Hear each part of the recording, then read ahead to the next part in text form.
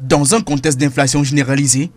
ils s'attendaient à une prise de conscience de la part des pouvoirs publics et à des mesures d'accompagnement conséquentes comme réponse aux cris des populations martyrisées par la double hausse des prix à la pompe et à la vie chère. Que non, le gouvernement a plutôt choisi de procéder à une nouvelle hausse, et pas des moindres, concernant cette fois-ci les cartes nationales d'identité et autres titres identitaires au Cameroun. Le collectif des organisations de défense des droits des consommateurs monte au créneau et appelle les parlementaires actuellement réunis à la faveur de la deuxième session législative à être du côté du peuple et à ne pas ratifier l'ordonnance du 20 juin dernier.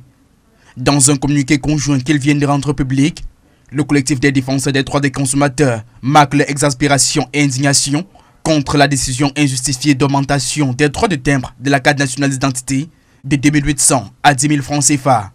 Un acte qui, selon le collectif, ne relève ni plus ni moins que de la volonté du gouvernement d'asphyxier à l'agonie les Camerounais vulnérables dont le pouvoir d'achat a atteint le niveau le plus faible.